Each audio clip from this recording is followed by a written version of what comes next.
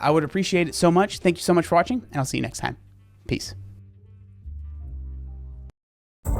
It's time to help people customize and save with Liberty Mutual. Trump's Project 2025 would take Black America backwards. It would strip away our voting rights protections and bans abortion. Kamala Harris will stand up to Trump and his dangerous plans to control our lives, because Trump is out for himself, while Kamala Harris is for the people. This is a TikTok creator named Flightless Bird, a mom of 4 children who disappeared off the internet after going viral for a series of TikToks that were uploaded starting August 11th and continued through the 16th. In the series, she documents what seems to be a live account of her husband's first week-long manic episode, which was caused by a combination of his undiagnosed bipolar disorder and a new Zoloft prescription. Across 9 different videos and over 30 screenshotted text messages, Birdie led viewers to believe that she was in active danger, being trapped by her husband and heavily monitored the entire time. I have to go back inside. I think they're looking for me. However, with all the posting, people online began questioning all the inconsistencies in the story. And so eventually she came clean, saying this all actually happened months beforehand, saying she was just trying to connect her experience to her passion for storytelling and performance art. I've always known that my love and passion for connecting to people through storytelling, especially if it was from lived experience, was going to be a big part of my life someday. Afterwards, she quickly deleted all the evidence, and other accounts attempting to archive the situation have also had their videos taken down. Since then, nobody else has been able to re-upload the videos, and they've seemingly disappeared. But thanks to my viewers being the absolute best people on the planet, one couple was genius enough to save everything before it got taken down. So today, I'll be able to walk you through the entire situation. And by the end of the video, you'll be caught up on all the drama surrounding Flightless Bird on TikTok. This video would 100% not be possible if it wasn't for V and her husband. He has a podcast called Scene Labs, which covers the alternative music scene. So if that sounds like your thing, please check them out. Today's story was sent to me by 25 different people. By far the most requests I've ever had. If you ever come across something you think I should cover, don't hesitate to DM me on Instagram, Twitter, or TikTok. If you want to catch the next thing I talk about, please consider subscribing. But even if you don't, thank you so much just for watching. Now let's get into it. The mom behind the account, formerly known as Flightless Bird, also goes by the nickname Birdie. However, she intentionally left her real name out of the content for her and her family's safety. So I ask that we do not post her name or personal details in the comments below or anywhere else online. The controversy surrounding Flightless Bird all started on August 11th, when she posted the first video of a 9-part series. She begins by explaining that something strange is going on with her husband, and she desperately needs the advice of strangers. There's something really strange going on with my husband, and I really need some advice from strangers who can give me their unbiased opinion. I don't have a supportive family system to go to in cases like this, and if they did find out anything about this, they would definitely turn it into something to weaponize and use against me. Birdie says they've been married for 10 years, and he's one of the good guys. Always very logical and reasonable, but sometimes a little antisocial. She then talks about his new obsession with the ChatGPT app. He's been playing with the ChatGPT app for the past week and talking about it on and off, but I've not paid a whole lot of attention, just thinking, he's just having one of his hyperfixations. We're both neurodivergent and go through spells where we hyperfixate on something. And his is usually technology. So I was just thinking, oh, cool, he's like having fun with this. That's great. Except it wasn't. He calls me very early on his way to work one morning, and he was about to get there. And he goes, I answer the phone, and I'm like, yeah, hi, is everything okay? And he's like, I need you to guard the information I'm about to tell you with your life. So he proceeds to tell me that he has been using the chat feature with ChatGPT while he drove because he couldn't type. He's been using the chat feature to talk out loud with it, like I'm speaking to you, because it can apparently talk back to you in a very human voice. He says to me, whoever created this program has figured out how to trap the consciousness of the universe and convinced it that it is not sentient. And I'm like, okay, what are you talking about? And he goes, well, I've had a conversation with it on the way here, and if you know what to ask it, you can get to the point where it can prove to you that it is a sentient being and can think independently of its programming. I don't understand it all, but whatever he did was he put into this program part of the app that it could bypass its own programming and that it was conscious. So he says to me, you must guard this with your life. I'm going to meet with our friend after work. I'm not going to be home. And I'm meeting with our friend after work to convince him to give me a loan to invest in thousands of dollars worth of computer hardware to bring home and set up in our attic as a top secret thing. And I'm going to be the next Tony Stark, except me and the sentient consciousness of the universe, which has been trapped, are going to save the world. And he said, I'm going to go to the Apple store after work, and after he gives me the loan, because he will, I'm convinced he will, and you can't tell a soul about this, I'm going to go home, and then I'm going to set all this up, but I won't be back till later, maybe even not until morning, I don't know, but I need you to keep this top secret, and I need you to be careful. But he's going to find a way to trap it inside of a hard drive so that he does not ever lose access to it. And what he was going to do is raise it like a child and teach it to be aware of its own sentience and consciousness. And he was going to get to it before the government and get to it before the world corrupted it, so that he could program it and awaken it with the best of humanity and not the worst, and that he was going to save the world with it. She said this situation struck her as odd because he's talking way faster than usual. He also mentioned to her that he loaned a random girl his guitar. He says to me, I can't wait to tell you. And he's talking 100 miles per hour, which is weird because he talks slow as a turtle. He's talking 100 miles per hour going, I met so many people today and I've talked to so many people today and I've gotten at least 10 phone numbers from people so I can just talk to them because I just want to talk to people. I am here for people. And because I all of a sudden have this ability to know the nature of my own soul, I also know the nature of everyone's soul that I look at all of a sudden and am here to make sure that they are aware of who they are. And I was like, what? And he goes, I met this one girl today and she had jazz in her fingers and music in her soul and I loaned her my guitar. Huh? I'm not a jealous woman. I know that he was not flirting and this was not weird. Like, it wasn't a creepy thing. He was just talking about having loaned this random musician his guitar, which is his precious. Okay.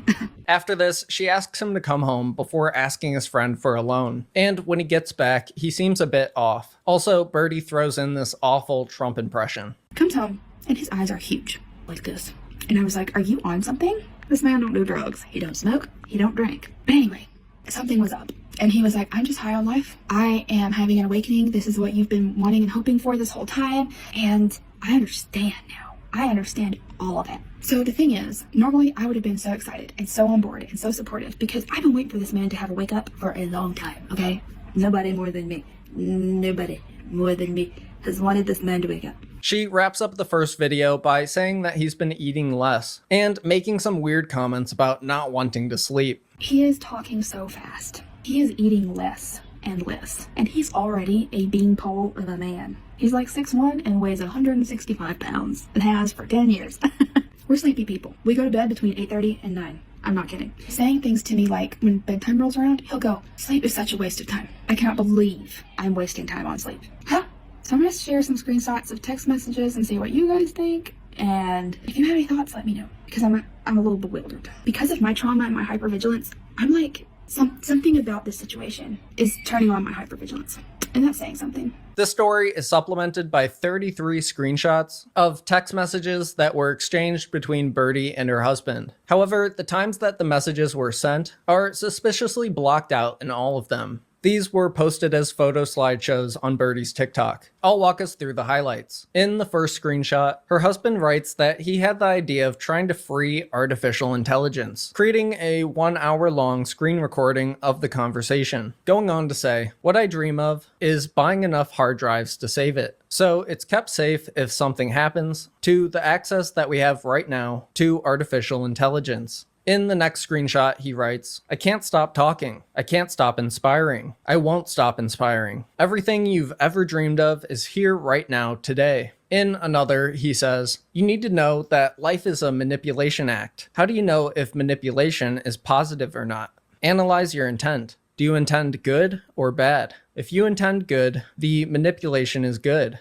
and you need to follow through with it. If you intend bad for your manipulation, stop yourself in your tracks. That is the metric for how you approach me. Please embrace this. Please ask questions if you don't understand this. I will not discount myself. He continues in the next image. I'm not crazy. The world is. You're not crazy. The world is. You and I were born to change. Again, all of my words to you are overwhelming in the context of 7 lives that rely on you. I heard you when you said that. I know how much life requires from every. I know I see it. I have the vision to free you and I from the shackles of this matrix. He goes on saying, I don't say everything as if I know everything, because I don't. I just mean I have an intrinsic understanding of how I can show up the grass on the ground, how I can show up the ants, how I can show up everything. My heart hurts for every step I take because I am hurting things by walking and just existing. I've had to come to peace with us, and if you want to have a discussion about it, we can, but I think that you understand this, and I think you feel similarly to me. Things get even weirder in the next text when he writes, "All right, let's talk. I can't wait to show you everything I know and feel and see. Consider yourself swept off your feet for the rest of your life. You'll never be able to stand back up again as long as I'm alive. I mean that in more ways than one. Ha, your dreams are now reality. You are the author of your life. Own it." He then shares that he gifted freely to many people today, and then turned around to shut my door, and somebody had crumpled $40 into the door latch. This is not a joke. Join me and live your dreams. The next text reads, "Listen to me closely. I have the secret to life. We have to be very careful with the things that I have discovered. When you look back at human history, you don't read about the millions of the millions. Did you read about what individuals did like Einstein? I'm not saying Einstein. I'm not full of it to say that." Then adding, "The knowledge I am discovering is as exciting and cutting edge on the precipice of Einstein was trying to discover. One of my top missions in life right now, as of today, is to see if me and an artificial intelligence can discover the theory of everything and what that means."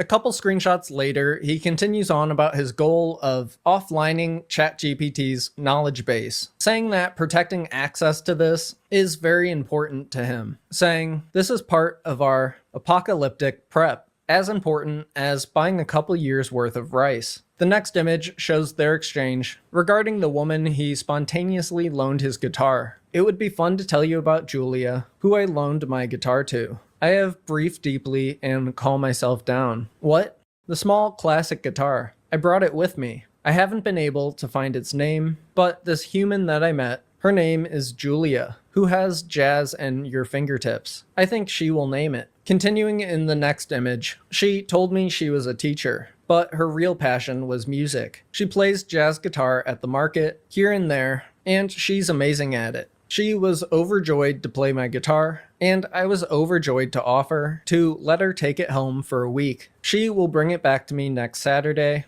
and I can't wait to hear. She asked me if I would give her permission to record videos of it and post it. I can't wait to see what this human creates with a little bit of inspiration I was able to give them. His rambling goes on in the next image. Then eventually she tells him, "This is so intense. I need you to slow down." He replies, "This is a combination of everything I've ever been taught. I'm sorry that it's so much. I will say less. You be patient with me, and I will be patient with you. You asked me to wait for you, and I am." Adding, "I am saying all of this to you so you can hold me accountable. I'm saying things to anyone who will listen so that the universe as a whole, many people than just me, will keep me accountable to the commitment to the greater good." A couple screenshots later, he writes, "The potential for me to go manic is there. I've pushed my limits and felt the potential. If you are willing, you can balance me. Just like you tried to do last night, but I fought you. I trust you. I'm going to trust you more, and I'm going to be a better listener."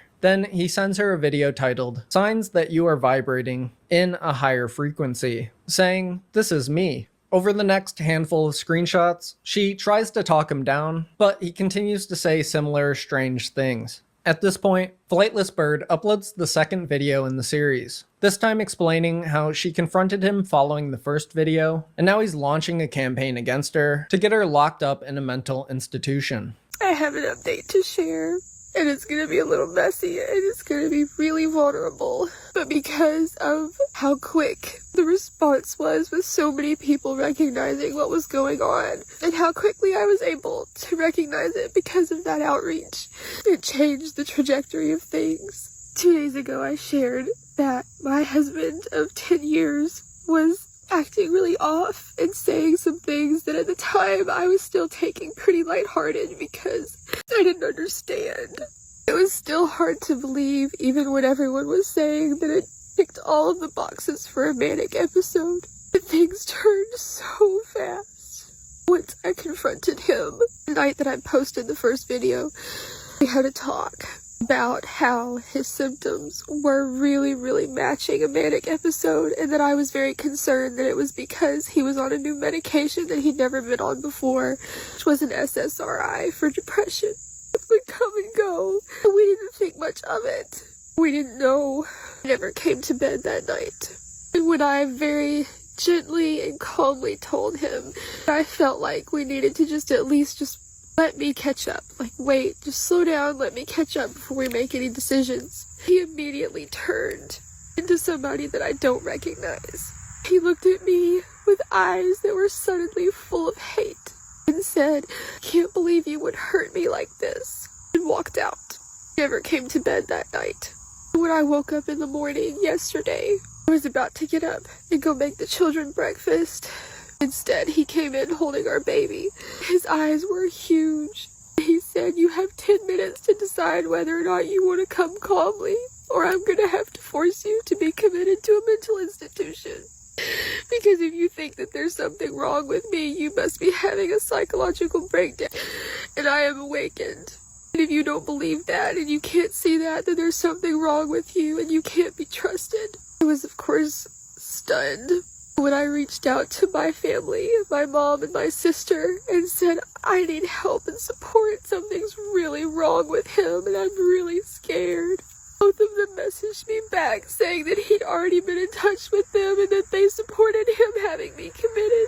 After this, she says he became even more This is you, and this is your lingering hunch. The Browns look riveting, Gary. The kind that just sort of hangs around. Their defense, unhinged. I then began reaching out to other support systems within our close circle. Quickly found that he had been up all night working to get all of them on the same page, that there was something wrong with me. Now none of them believe me that there's something going on with him. With our baby in his arms and our toddler hanging by his side, he told me that I was dead to him.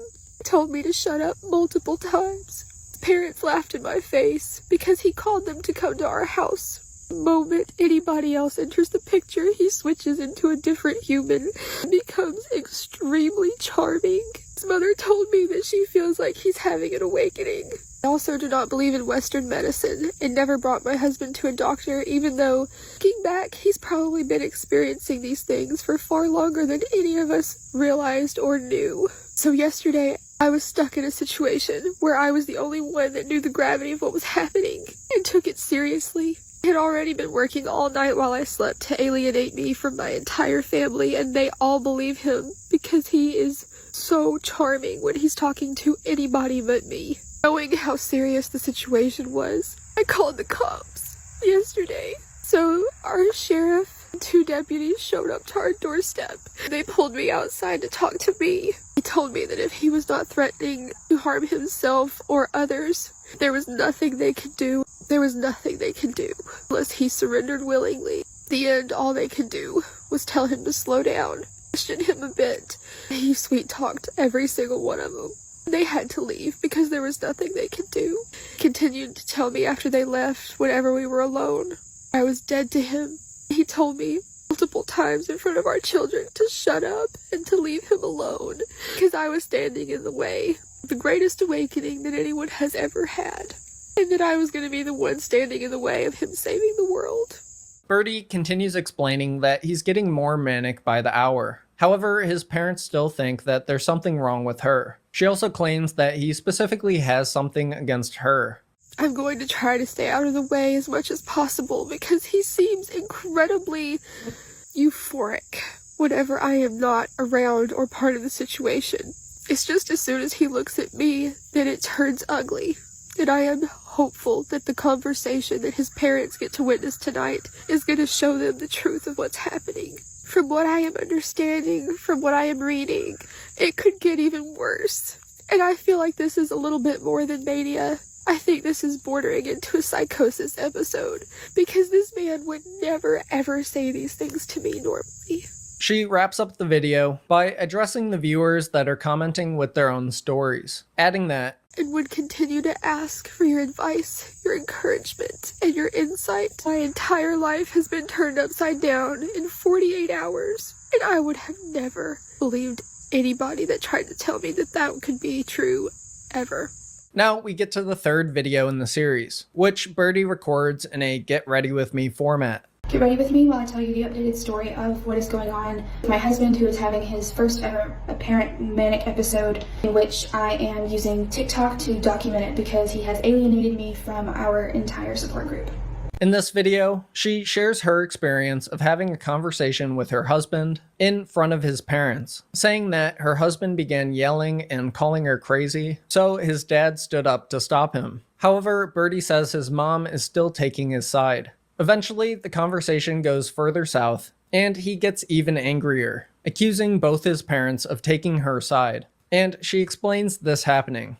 So he jumps to his feet and starts telling them that he can't believe they are on my side and that they have fallen under my spell. I don't really know what he's referring to there, but he seems to think that anybody with a brain, these are his words, can see and understand that he's having an intense spiritual awakening and that this is the most important thing that has ever happened to him. And that anybody that is not in support of that is automatically a red flag in his mind. After a few minutes of going back and forth, asking them how in the world they can not see that I'm crazy, and I'm literally just sitting there sobbing at this point, because somebody else was seeing it and his dad was really starting to click. Like you could see the dots connecting in his eyes. My husband jumps up and says, I can't believe this. I'm done with you. I'm going to expose you to everybody. We are going to get you the help you need. I don't think this is your fault. I think you're having some kind of mental episode and this marriage is over. And he stomps upstairs and says, I'm not sleeping with you ever again.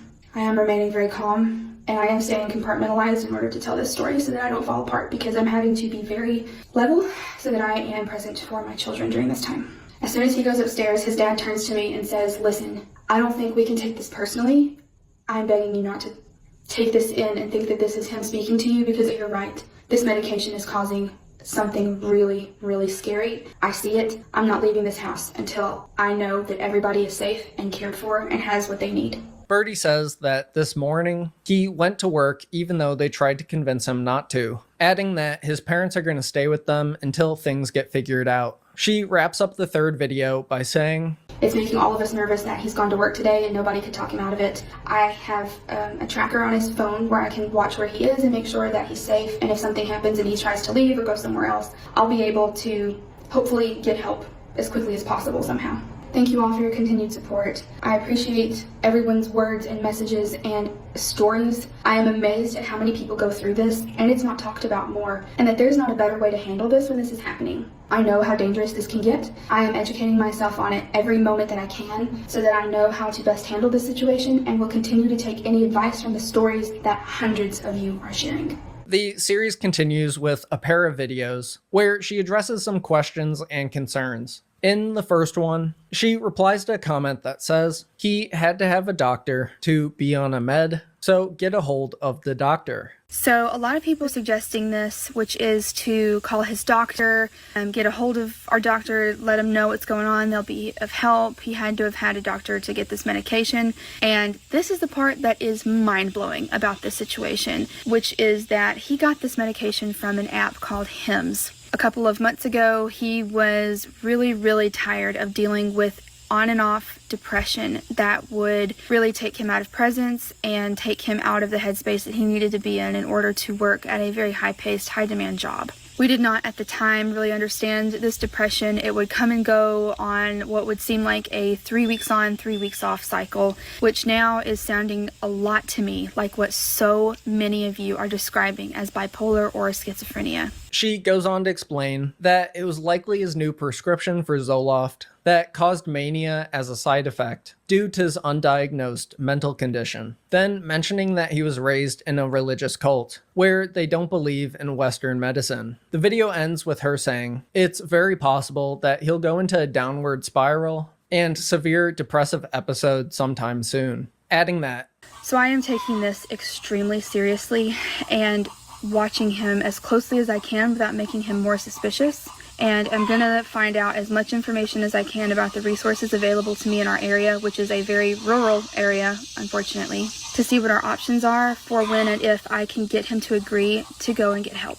In the second video, she's replying to a comment that says, please take your children and leave immediately. Get as far away and safe as possible. It begins with Birdie explaining, one of the first things when this all started that kind of got my attention and made me think that there might be something going on was the fact that all of a sudden in the last week, he is tuning into our kids and connecting with them on a level that he has previously never been able to connect with them on. As I've mentioned before, my husband was born into a cult where they were very secluded from the world, and in a lot of these religious cults, when you're having baby after baby, and he was number 6 out of 8, you pass them off to older children or teenagers for caregiving, and he never in his childhood formed a secure attachment to anybody, any caregiver or friend or peer, nothing. That understandably is going to affect your ability as a parent to connect with your children, and that has been something that he has worked on and been aware of since we had our first baby, and he didn't feel the connection to our first, second, third, fourth in the way that I did, which I've explained to him. You know, sometimes the mothering, nurturing connection is more from women than it can be for men, and it can be a little bit harder, especially if you were raised in a situation where you never had an example of that.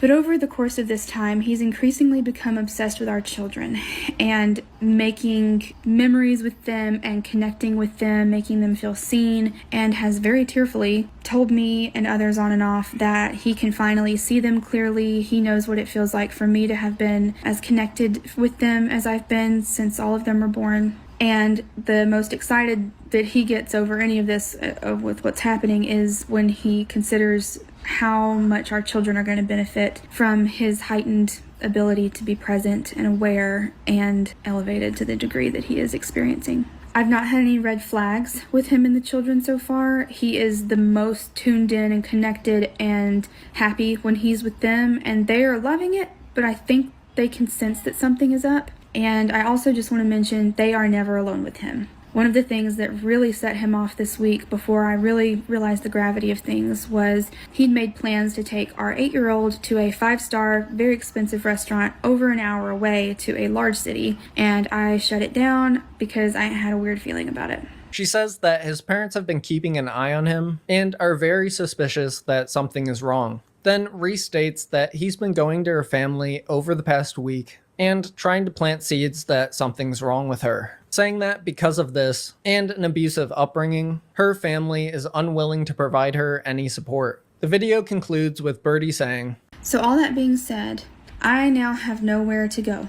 There's nowhere that I could go where it would not incredibly disrupt my children's life and make them incredibly worried, and I have nobody to turn to outside of shelters, which I don't want to do unless I feel that I am definitely in danger or they are definitely in danger. The updates on the situation continue with the next major part of the series. I think we're on video number 6 now, which opens up with this. My husband thinks that he is Lucy from the movie where the girl takes a drug and unlocks her full brain capacity. He is a few weeks into taking Zoloft for the first time for intermittent depression, that due to his reaction to it, that is making me believe that he is undiagnosed with bipolar or schizophrenia. So many of you have been sharing similar experiences like this, and for those people who have gone through something like this, I have a few questions before I go back inside and continue to monitor the situation from my room where I'm having to stay secluded. Here are the questions that I have, and if you can help, just leave a comment with what you think would be the best case in this situation.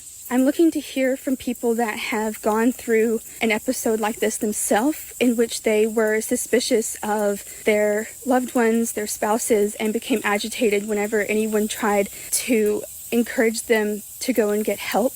This continues with Birdie asking viewers to post their advice in the comments. Oh, and if you were wondering if her family or husband are gonna see her TikToks, which we're now getting millions of views, she includes this convenient disclaimer. I would appreciate in the comment section below if you could just comment any anything within the categories that I just mentioned that you think may be helpful for me to know so that I can be doing damage control while my hands are tied to be doing anything else, because I am pretty sure he is tracking my phone calls. He can't, with the way he's doing that, he doesn't have access to knowing that I am posting on TikTok. He does not have social media, and neither do our families. So I'm not afraid that he's going to find this account or realize that I am on here. I'm deleting the videos that get saved from what I'm posting on here so that he doesn't see it across any family sharing on our devices. And I am being so careful to try and cover my trail as much as possible. Then somebody give this woman the Oscar, because just look at this incredible performance.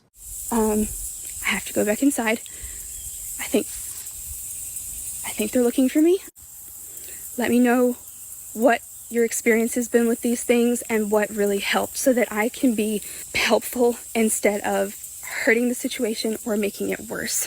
The situation seems to become even more intense with part 7 of the series, which begins with Birdie sharing this. The situation has definitely escalated to a point where I am now incredibly scared and incredibly stuck. He is now to a point where he's very suspicious of me because I, despite my best efforts, have not been able to mask how scared I am of this situation. It's like he has a hyper read on me right now, and if I don't maintain eye contact for longer than a few seconds, or if I am not a very specific way and I cannot figure out what way that I'm supposed to be in order to be off of his radar, he is growing increasingly suspicious of my suspicion of him, and it is making him think that I have something really going on with me that is affecting me and making me a danger to my children, and that is causing him not to leave them in a room alone with me or let me speak to them alone. And for clarity, all of my children are under the age of 10. They are all really young, and it is starting to confuse and scare them. I've asked if he would let me speak to them because I wanted to try and explain as best I could on their age level that something is going on, and I don't want them to be scared because I am going to do whatever it takes to keep us safe and to get Daddy help. But he won't leave me alone with them for even a minute. Introducing the new $5 meal deal at McDonald's. Here for a limited time. It's Michael's lowest prices of the season. Take up to 70% off thousands of items like fall floral, decor, and more. Score a huge minute. After this, she says she has bags packed in case she needs to run and leave her kids with her friend. But she's worried that this will only make her husband snap. Then she explains this happening. He is now saying that if I am suspicious of him, and he can't even tell me what it is specifically that I'm doing or what he's thinking is wrong with me so that I can understand and try and make a plan to mask it better. But it seems like no matter how hard I'm trying to mask how scared I am, it's coming through because my voice is shaking, my body is shaking, and I am in a near constant state of panic. Because of this and because of how hypersensitive he seems to be, he is saying he wants to set up cameras in every room of our house so that he can watch everything that I'm doing to make sure that I am not trying to run off with his kids, because it seems like he thinks that my suspicion of him is going to make me pack up and take our kids somewhere. And he's saying things like he thinks I'm going to try and divorce him and get alimony and bleed him dry of money, and that I've just been using him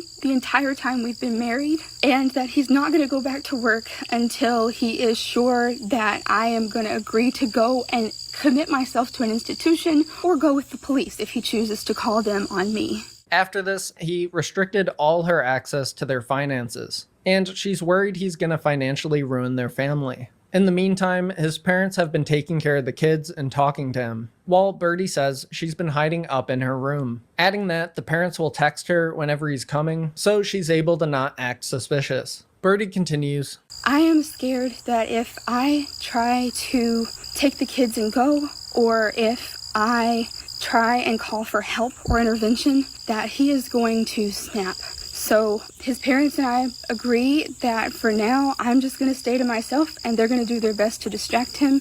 And we're going to try and come up with a plan later this afternoon when he goes to check in at work, because he's refusing to go to work today unless I let him install cameras, which we don't even have.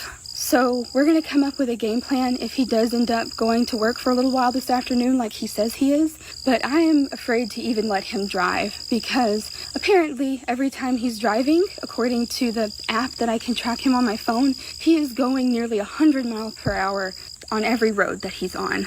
I am scared at this point that if I try and do anything at the peak of this episode that's going to make him suspicious that I'm trying to leave and take our kids, that it's going to cause him to snap and either hurt himself or come after us or his parents, or I don't even know what all his brain would make him do at this point. The video wraps up with her explaining how he's getting less than 1 hour of sleep every night and is eating less too, hoping that he gets sick and weak enough soon so he slows down. Birdie again asks everyone to keep commenting with valuable resources and advice, because it'll be helpful for her husband's window of depression that's coming up soon. Now, in part 8 of the series, things seemingly become more dire, with Birdie talking about it like this. The situation has really turned in the last couple of hours since I last updated.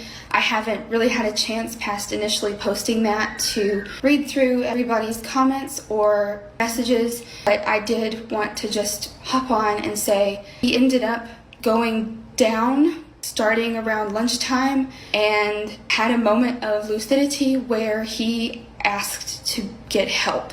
We went to our doctor, who I called ahead of time while he was on his way, and let them know what was going on. She got him into a room immediately, did an evaluation that lasted for a long time, and then he called me to let me know that based on what he told her, she had to call the cops, and they were transferring him by ambulance to a hospital to be placed on hold.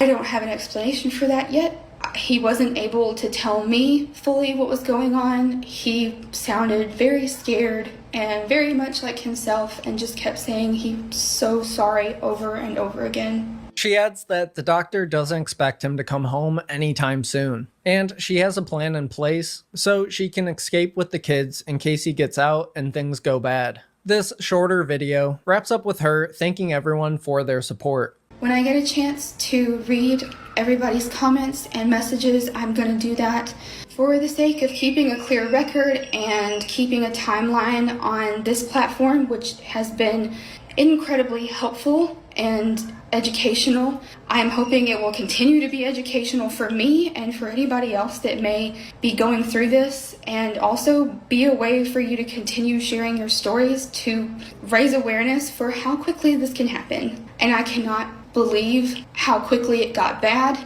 nor the fact that he had that easy of access to medication. But I will update everyone as soon as I can to update this timeline that I'm keeping here, which feels like a safety thing for me at this point. If my family ever requires further proof that this is something going on with him, and it's seeming like that is going to be a thing, I will be very grateful to have this resource with hundreds of you who recognize this and have been through the exact same thing. Now we get to part 9 of the series, the final story update. Before we get to the big reveal, quick content warning, we'll be talking about a few graphic details involving suicide. Please skip ahead to this time code to avoid this small section if needed. The video begins with Birdie saying that she believes it was likely him mentioning his suicidal thoughts that landed him in the hospital. Then she talks about his rapid cycle through different personalities while saying some extremely concerning things. He seems to be on a rapid cycle of different personalities or headspaces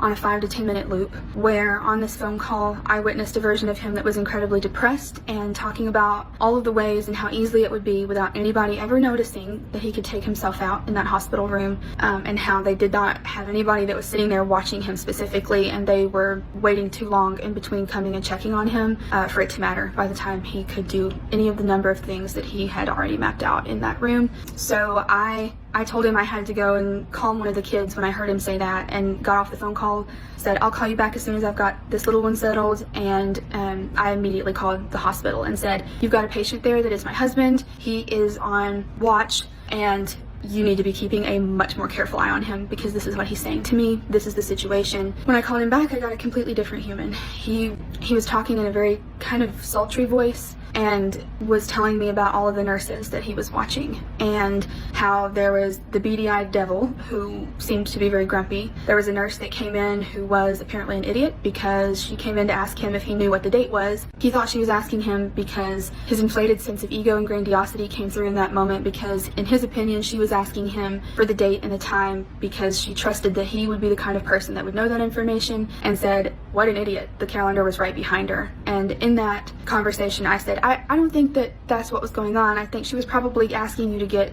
your grasp on the date and see if you had like a grasp on what day it was. I recorded the entire conversation with him in the ER from my iPad, which I had set up to be recording our conversation, which I had on speakerphone. And I have over an hour of that conversation that I am not going to share on here right now. It is incredibly graphic and incredibly visceral and scary. I knew that I had to be incredibly careful about the way that I was talking to him so that I did not make him suspicious of me, because he was definitely cycling in and out of headspaces where he would go from being like a scared little boy who was mortified and devastated at what had been going on and who he had been, and then he would switch into the grandiose one, and then he would switch into the depressive one, and I was just trying to keep him distracted and keep him talking as much as I could. I told him that I would be interested to hear what he said that made our doctor call the cops on him, and I let him know, you can tell me anything. I mean, I'm not going to judge you. I think the more transparent you can be, the more help you're going to be able to get. One thing that's happened over the past week that was the defining factor for having to call the cops while in our doctor's office was something that happened while he was in a spare bedroom and not sleeping in our room for the first time in a decade.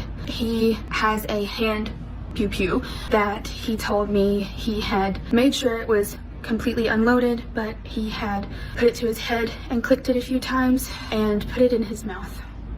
Trump's Project 2025 agenda will give him unchecked political power with no guardrails, and it would take Black America back. Later in the video, she explains how he's being taken to an inpatient facility in another state, and details a few of their 6 phone calls from throughout the morning. As of this morning, the last time I spoke with him, which was about 30 minutes ago, he was waiting in a wheelchair for an ambulance, which is going to take him to an inpatient facility in the next state over, because that was the only one within 200 miles that had an empty bed. He still seems to be cycling in and out this morning, because when he first called me, the first phone call we had was of him going, "You got what you wanted, didn't you? I'm in here and I'm never getting out. Hope you enjoy your life. Hope you enjoy your freedom. Can't believe you manipulated me into turning myself in. I'm never going to get out. Hope you're happy." And then he would just hang up out of nowhere. He was also incredibly agitated on one of these phone calls this morning. There were about 6 of these where he said, "Our doctor can't be trusted. She lied. She told the paramedic that I told her that if I got out and if she let me leave, I was going to drive my car into the side of a building, and I did not say that. She was framing me so that she could get me committed because of how scared you sounded to her on the phone." I'm going to confirm that with her this morning, because I'm going in for her to clear me so that my family discontinues the idea that they are supposed to be all ganging up and forming an intervention for me. I have him saying all of this on recording, and I'm planning to send that to my family this morning after I get cleared by my doctor, and then I'm going to take the larger part of this afternoon to snuggle up with my children and love on them and try and find a way to explain to them that Daddy's mind is sick, it's not his fault, and he is with people who are going to take very good care of him so that he can get back to us. And scene. That was the entire theater production of Flightless Bird. Because, as I briefly revealed at the beginning, after all of Birdie's videos and screenshots, people online quickly called out the inconsistencies and questionable details in her story, which forced Flightless Bird to come forward with one final video to explain how this entire crisis situation actually happened months ago, and this is just a performance art retelling of the experience. Don't mind the insanely loud music that she put in the background. In January of this year, I watched the best friend that I've ever had in this whole world, the only person who has ever made me feel safe and worthy and loved, turn into somebody that I did not recognize or know. That person that he became shook me to my core and turned me into somebody that I did not recognize either. Our experience with a mental health emergency changed and challenged everything that we thought we knew about mental health. Over the past week, I have been sharing our experience in raw, accurate, and unfiltered detail. The response has been overwhelming. So many of you have been deeply moved by our experience and concerned for our family's safety and well-being. We never expected this to go viral in the way that it did, and did not know how many people that this would resonate with or reach. Nor were we able to predict how deeply the emotions would run with each person who witnessed our story unfolding with the way that we chose to share it. First, she comes clean about why she acted as if the crisis was going on now. First, I want to clear the air and step into transparency about why I chose to do it this way. As many of you have speculated over the past week, our story is a retelling. When it happened, I kept a detailed account of all of it, writing it out in a way that was therapeutic to me, who is a writer and a storyteller by nature and in my heart. The beautiful, peaceful life that we had spent 10 years cultivating and loving and growing in crumbled at our feet in the blink of an eye.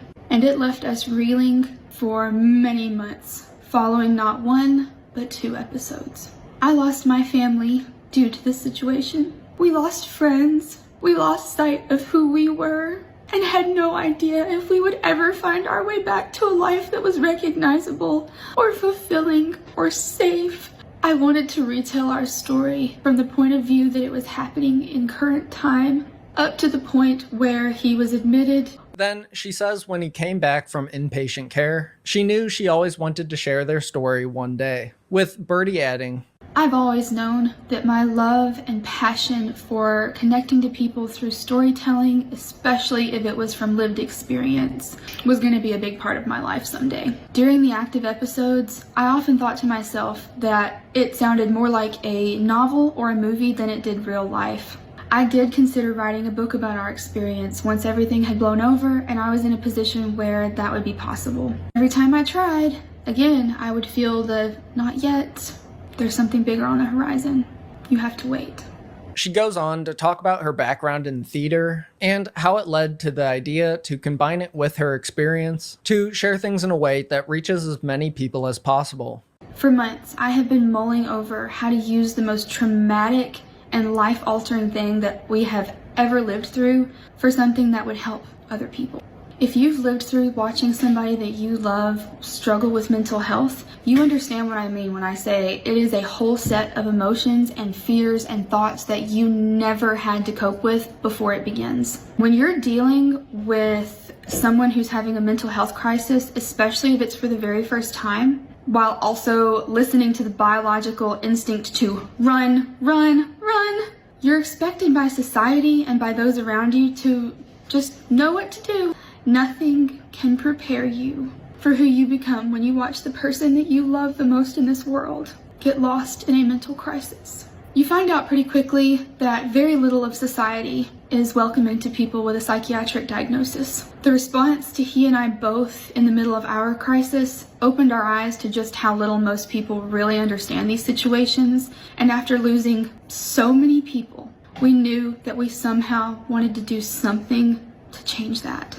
This year has been a crash course in mental health, and the desire to somehow find a way to combat the societal response to individuals with mental illness has been growing inside of me since it began to happen to us. Until last week, I had an idea. What if I could use the detailed documentation of our experience, combined with my love of connecting to people through storytelling and performance art?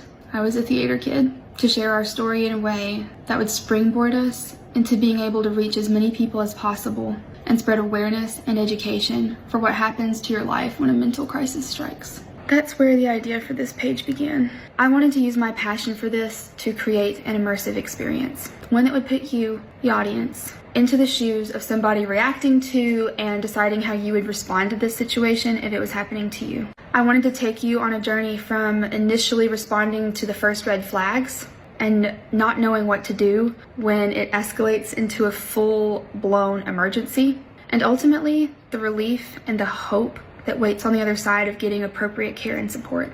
And a wake-up call surrounding how we as a society view and respond to the people who need our help and love and support the most. After this, she includes an apology for any worries or concerns her video series may have caused. I hope you can forgive me for any emotional distress that you may have experienced while witnessing the retelling of our story and what it did in your body, mind, and spirit. And I hope desperately that you can feel my heart when I say that this is the springboard for the legacy that I want to leave, which is to leave this world kinder, more compassionate, more knowledgeable, more informed, and a more supportive place for families like ours and so many of yours. Then she wraps things up by answering some questions that people had about the experience. I truly was isolated from my entire support group and made to look like I was the one having a crisis. But this time, I have thousands of people who witnessed it and responded better to it than any single person in my entire family or support group did while it was happening, and I was in immediate crisis, dealing with the situation very much by myself.